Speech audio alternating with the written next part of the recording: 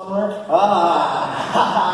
have to yell the whole time. Well, good morning. As it says up here, I am pastoral intern Josh Wyman, and I'm pastoral intern because, as many of you know, I am still a seminary student. So I'm still in school, taking classes, learning to become a pastor. And this semester, I'm taking one class that's just super uplifting and lighthearted and encouraging, called God, Evil, and Suffering. And for our first assignment for the semester, our professors asked us to write a paper about a time in our lives when suffering was real and was there and was a power that was in our lives. Why our professors wanted to read 30 super depressing papers, I'll never know, but that was the assignment, and it was one of the hardest papers I've ever had to write. I mean, just like emotionally taxing, you know?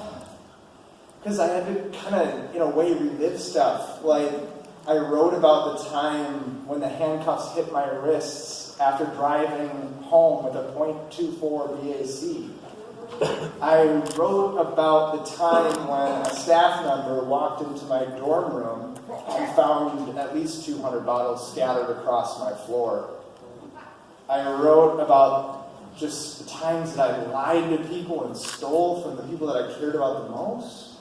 I wrote about the feeling of hopelessness that came when my addiction had led me to give up everything I had ever worked for. And I wrote about the times in my active addiction when I really just wanted it all to be over. And after this incredibly emotionally taxing paper, you know what the first thought that came to my mind was? Gosh, I could use a drink. I didn't, just to clarify. I didn't, but it was like, gosh, Josh, it's been almost 3 years and this is still how your mind works? What? And it just reminded me that the brokenness of addiction is still in me, and it reminded me of the other broken places in our lives where we can't get past them on our own. I mean, what are those places that you have too much shame to even think about? Those places where if anybody else knew, you don't think they would look at you the same? Places when you think about them, you can't even look yourself in the mirror. Those are the places that this text speaks incredibly powerfully and profoundly to. So let's get into it. So the text starts, Jesus takes some disciples up the top of the mountain to go pray, and just some general Bible info. If people go up the top of a mountain, usually something big is going to happen. And it does here, right? So Jesus, James, Peter, John get up there and start to pray. Something changes. Jesus, this man that they had went up with, started to look different. His face was transformed, and the ragged clothes that he was wearing turned dazzling white. And the disciples could not understand what was happening. And then mysteriously, these two dudes show up and start talking to Jesus. We find out they're Moses and Elijah, who in the Old Testament or the Hebrew Bible are like two huge pillars of the faith. Moses represents the law, Elijah represents the prophets. When you put those two things together, it's basically the whole Old Testament or the whole Bible that these people were reading at this time.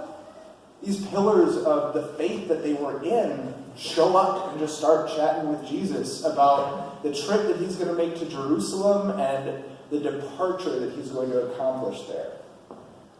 Now, this is where I get a little hung up on the English translation.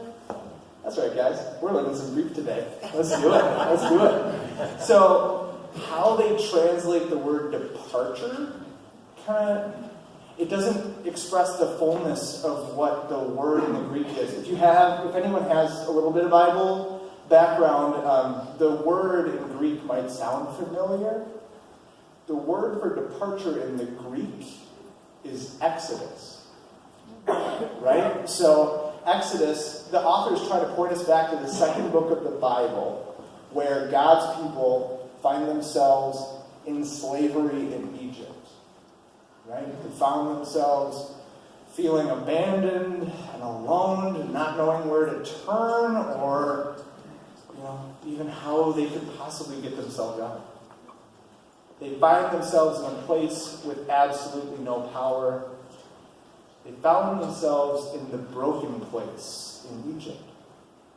And it's into that broken place that God sends Moses to lead them out of Egypt, to free them from the oppression and the suffering that generations of God's people had undergone in Egypt. This is no mere departure that Jesus is going to accomplish.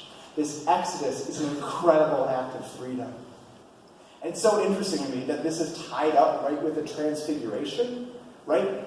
So God comes down and takes on human flesh, becomes a person, takes on all of what it means to be human, takes on creation, takes on brokenness in that. And what happens in the miracle and transfiguration? The humanness that Jesus had taken on becomes something new, becomes something miraculous. See, our God works in transformative ways. Our God is all about the work of transformation. See, it's in this crossroads of transformation and exodus where our broken places really find hope. See, in a couple weeks, we're going to see Jesus accomplishing this exodus on the cross. And that's where our hope lies. Because on that cross, when we are in that place where we just need to go to God and say, God, I really screwed up. On the cross, Jesus says, I know and I love you. No, but God, if you knew the things that I had done and the people that I had hurt, no. I know and I love you. But God, there are these things in me that I can't get past. I can't do anything about. Yeah, we'll work on those. But I'm not letting you go in the meantime. No. We'll get there. I started it. I will be faithful to finish it. Don't give up. Keep walking. Keep pressing in. Keep coming to me. But don't give up. I'll heal you. I will never let you go. And in this transfiguration, we see Jesus transformed into something that was unimaginable. And God promises to do the same with our broken places. See, we have a God who is in the business of breaking chains that we cannot free ourselves from. We have a God who will go as far as we need our God to go, who will carry as heavy of a burden as we need our God to carry, who will enter the darkest places that we can possibly imagine to bring us the light there. This is our God. We have a God who saves, who transforms, who redeems, who loves, and who will do anything and everything to show us that He loves us exactly as we are right now. This is our God. Our God's love never fails. Our God never gives up on people. Our God never leaves people alone to fend for themselves. The God that we serve is more powerful than any brokenness that you might find in yourself. And I need you to hear this. You are not too far gone for the healing power of our God to be at work. You are not too broken to fix.